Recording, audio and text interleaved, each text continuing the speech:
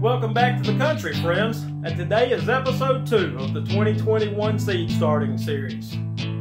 We're going to jump right in, pick up where we left off. I'll finish off the second half of the garden planting. Then we'll get into actually planting the seeds, and stick around to the end of the video because I've got a special treat for you. Okay. Now this mixture is a little bit cooler. You can touch it with your hands without fear of being burned. Again, I like to take the shovel just because you can get more in a spoon, or shovelful, I guess I should say. Dump it in. Spread it out amongst all of your seed trays. What you want to do here is just dump it in, and then just nicely spread it around so that it gets an even amount in all of your trays and all of your cells.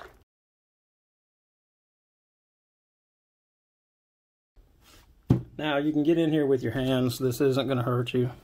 I've moved about as much as I can with the shovel. Smooth this out over all of them. Now for you new seed starters, this is still a little warm. Again, this is boiling water that I used and that you will be using, so be careful. At this point, what you want to do is pack the cells. Just give each one a firm press. And what this does is just make sure that you get some of that air out and the seeds have a nice medium to grow in. See, like that one's going to need a lot more.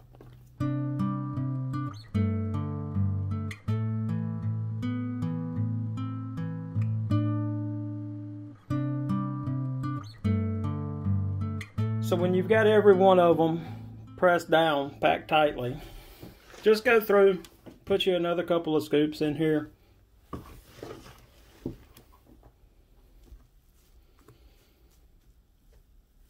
Smooth that around.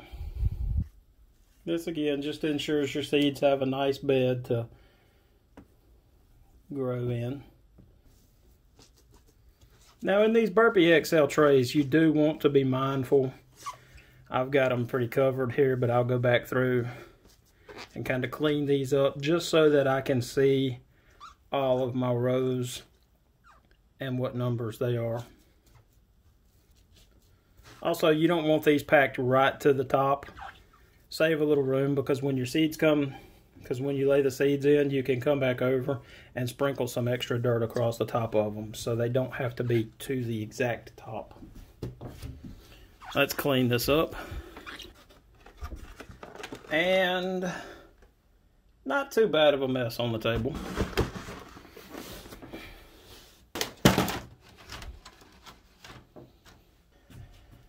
And go with these.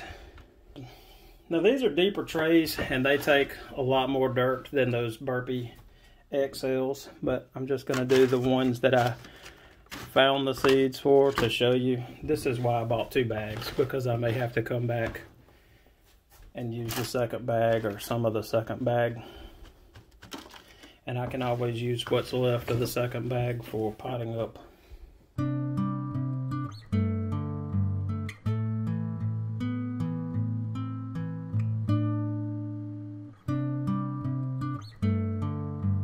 So if you want to see exactly how far one 12-quart bag of Jiffy natural and organic seed starting mix goes, you can fill up 2 Burpee XL 16 trays and almost 4 6-cell trays.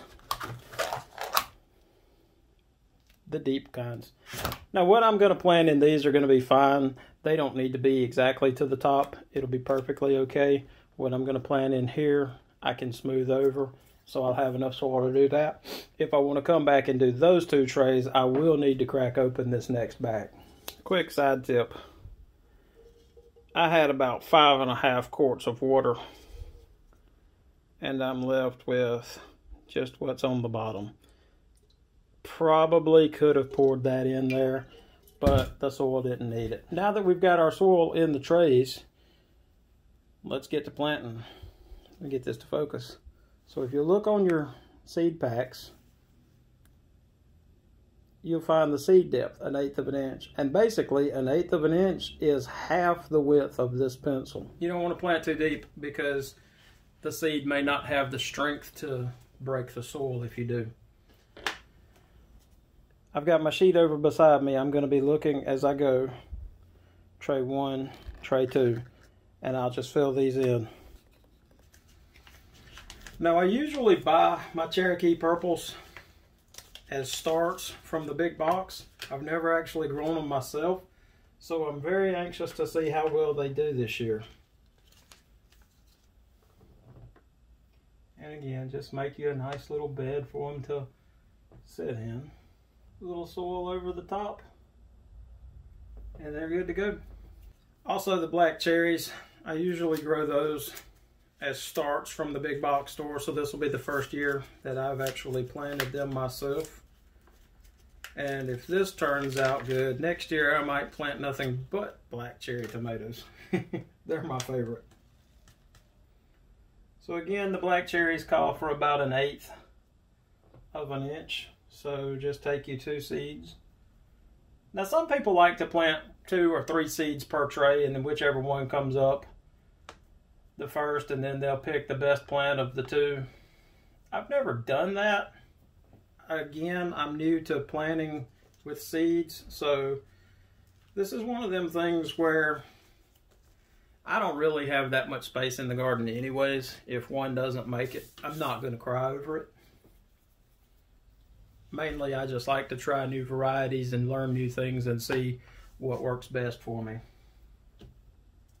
All right, next up, we've got row B, and we'll start with the Bumble Bees.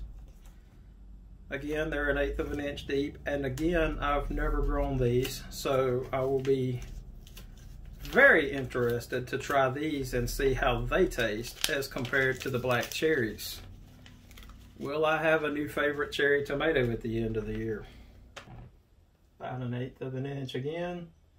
Just drop them right on in there.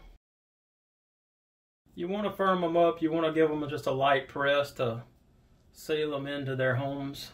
Give them good contact with the soil. Next up, we've got the Burpee free seed, the white tomasol. And I guess I'm saying that right again. I have no idea what this is. I'll do some research on it later, but right now, 80 days, an amazing heirloom just bursting with fragrance and natural goodness. Creamy, smooth, half-pound fruit, excellent yields. Hey, I'm all up for it. I grow a lot from Baker Creek Heirloom seeds. Since I've started growing with seeds, I've been trying their products out. And every year, every product that I've got, every seed rather, not product, every seed that I've received from Baker Creek has been great. I've had 100% germination with all of them and plan on continue using that company for my seed purchases in the future. Also check them out online at rareseeds.com. They've also got a YouTube channel that's pretty cool. I like watching that when they release new content. Row C, we're going to do some Amish pastes. Now I grew these last year, and I'll go ahead and tell you, once you grow your own Roma tomatoes at home, you're going to know what store I'm talking about. But when you go to the big box that has the grocery store on one side that everybody hates, when you go there and get a Roma and you compare it to one of these, the flavor from the big box store is blah. Last year I grew these. I put them in my first tomato sauce. That was the sauce I mentioned earlier that I had the eggplants in that my mom said was absolutely wonderful. Hoping I can redo that success this year. We're going to do 4 of these, so this whole row is going to be Amish paste. I think I lost it. Maybe it went in there. We're going to have a random Amish paste somewhere in a seed there. And here's the Japanese eggplant. Now these, just to give you an example of how big of an eggplant, normally when you talk of an eggplant, you're probably thinking about the black beauties that come about that big. These are going to be around that size. Not too big, not too small, but just right. And they've got a wonderful taste. The package actually says, rich, full flavor, perfect for stir frying, gives heavy yields all season. And if I had actually been paying attention last year, I would have received heavy yields from them. So, believe the package. These are 1/4 of an inch, a little bit deeper than the 1/8 of an inch, but still not very deep. Kind of press in, hopefully 1/4 of an inch. Drop in the seeds and tuck them in, send them to sleep. And that's everything for tray number 1. Just give everything another good little firm press. Make sure they're all tucked in. Everything is well moistened. These won't need water for several days. I won't water them until I actually see something emerging. Burpee XL16 tray number 2. Here we'll have poblanos starting us out. These are a classic chili reno type. Used green, usually roasted and peeled. Quite mild, great for chili powder. I've never grown one. I've had them in chili powders before and in other recipes. I've never cooked with them, never grown them. So this will be quite the experience as well. The seed depth is 1/4 of an inch. And in tray number 2, each row is going to have 4 of each pepper. Unlike the first tray where we mixed tomatoes at the top. And I only mixed them because honestly I need 2 more of these trays. And 2 more grow lights and 2 more stands, and well, you get the idea. Go big. 1/4 of an inch seed depth, so just give them a little press, push the seed in, tuck them in. Next up we'll have the Espagne, and I grew these last year. These are also known as the Spanish Mammoth. Introduced before 1860. They come 6 to 7 inches long. It's a cone-shaped pepper. It's perfect for frying in salads. It's very sweet. I'm growing these this year as my bell pepper variety because they outdid my bell peppers last year, so I won't be growing any more California Wonders this year. These are going to be 1/4 inch depth as well. So give them a poke and try and hit the hole. Tuck them in. Here's another one that I don't have a clue how to pronounce. Quadrato d'Asti Rosso. I butchered that name. I'm sorry. Somebody is going to be in the comments telling me how to enunciate it, and I'll appreciate that later. But for now, here in the country, we're going to call them the Rosso peppers. Very thick, brilliant red flesh, has delicious, rich, sweet taste, excellent for frying, salads, or stuffing. Also going to be 1/4 of an inch. Now the peppers and the tomatoes will go on a heat mat indoors on my seed tray. Just so you know, the other tray that I'm doing with the flowers and the herbs will not go on a seed mat. They don't need the heat. The peppers and the tomatoes will enjoy it until they come up, and then I'll take the heat mat off of them once they get a little height to them. Basically, you can take the heat off once they emerge from the soil. The heat really just helps the seed to germinate, and once it pops the surface of the soil here, you can cut your heat mat off. So again, the Rosso peppers, 1/4 of an inch, they're going on row C. Again, we tuck them in, make sure you press them in. And last but not least, for this XL tray at least, we've got the Lutschauer paprika. These peppers I grew last year, Lutschauer paprika, a very rare 1800s drying pepper that comes from, Hungary. Medium hot paprikas have great flavor, terrific for drying and making delicious traditional Hungarian paprika. Now last year, I didn't dry any of these. I didn't make my own smoked paprika. However, it would be interesting, but they have to smoke for like 14 hours, and I really didn't want to babysit a smoker for 14 hours when I've got a pantry full of organic smoked paprika already. I did eat these raw. They have a little heat to them. Not much, nothing like a jalapeno or anything like that, but they will bring some spice to a dish. So I put them in some, let's see, what did I put these in? I put them in my spaghetti sauce, gave it a little bit of heat, not too much. I also put them in some stews that I did, I believe, as well as stir-fried a couple.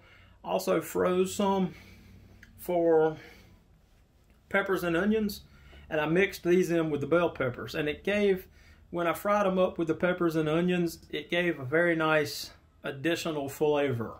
So I'm really pleased with these, and I do recommend them if you're interested in them. Go check them out at Baker Creek or rareseeds.com. Again, it'll be 1/4 of an inch. You don't find many sticks and foreign material in these bags of potting soil, but you will come across the occasional one. It's perfectly okay as long as your mix mainly doesn't have them. 1 or 2 twigs here and there isn't hurting my feelings. Well, there you go, friends. 2 Burpee 16XL trays, fully seeded and ready to go on the heat mats and under the grow lights. And on to planting the 6 cell trays. For the front, I've got all of the stickers, so I'll know what's where. Left back, left front, center back, center front. And that's how I'll know what is what. Okay, to pick up, I had to write this in. Left back will be basil, left front will be thyme, center back will be the purple petunia, also the center front will be the purple petunia. Figured, why not go ahead and have 12 trays of 12 cells of petunia. The basil, the violet wild petunia, and everybody's favorite, thyme. When you have no thyme, plant you some thyme. It goes great with when I pair it with the rosemary. I'll put it on a steak. I'll make a garlic and herb butter to go with our steaks. I'll use the thyme, the rosemary, some minced garlic. It's absolutely wonderful. Okay, I want to show you something. These are the basil seeds. Whoop.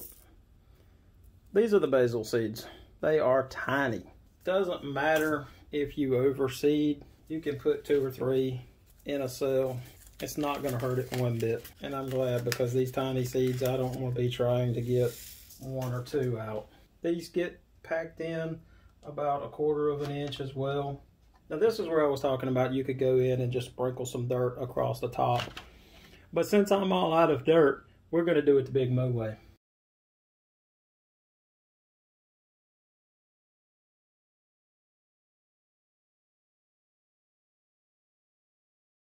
You got the thyme here. These are going to be some super small seeds.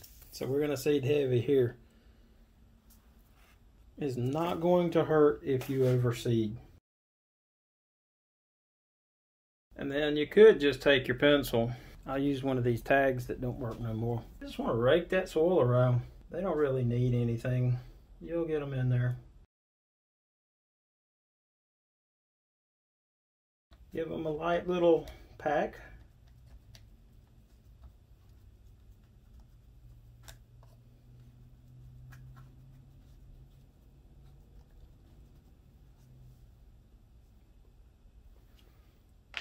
More seed, more wood seeds. Be sure everything's got a nice pack and it's ready to go under the lights. Hopefully we'll have some time coming in a short time. Now these violet petunias, native wildflower to South America, low growing, heat tolerant, easy to grow, blooms all summer long. Hallucinogenic? Interesting. Oh well, we can't ingest it, never mind. Planting instructions, if you look right over here, seed depth surface sow. So I am just going to sprinkle these across the top of these two center trays here, and we'll hope for the best. That's them. Just so that you can compare these to the last ones that I had. There they are. Petunia seeds. And with it being surface sow, I don't even think you have to tuck them in. If somebody knows, leave that in the comments. I've never surface sowed a seed before. There you go. 4 more trays completed and ready. And here's my grow station. There's my heat mat.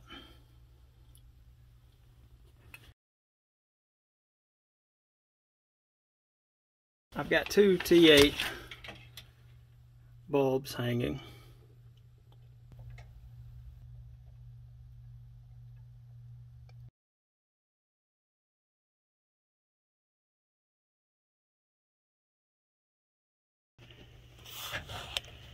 I've got both plugged into a timer.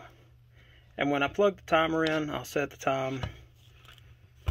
The heat mat just gets directly plugged in. It'll stay on until the seedlings emerge, and then I'll just cut that off.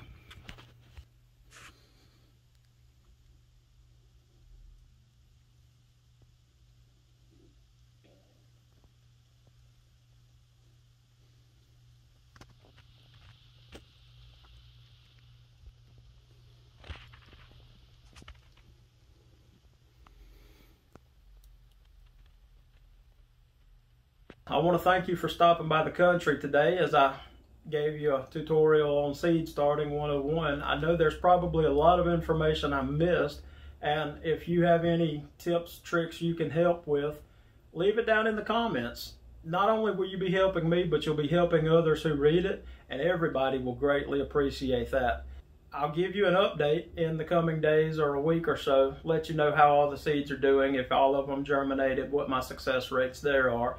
Keep you posted on things as the seedlings emerge and get bigger and I raise the grow lights. One thing I will have to do, I didn't put this in the video, the grow lights are a little bit high. I'll drop those lights down to just where I can get my finger underneath the light and the tray.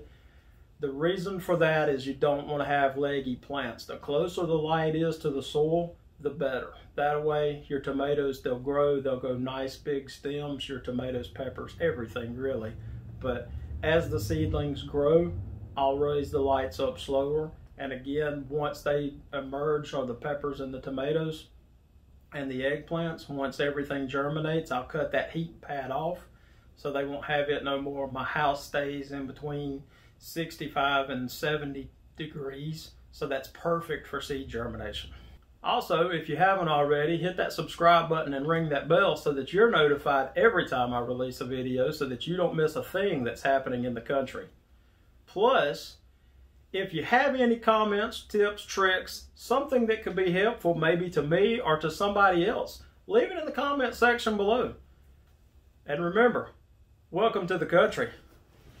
Big Mo country.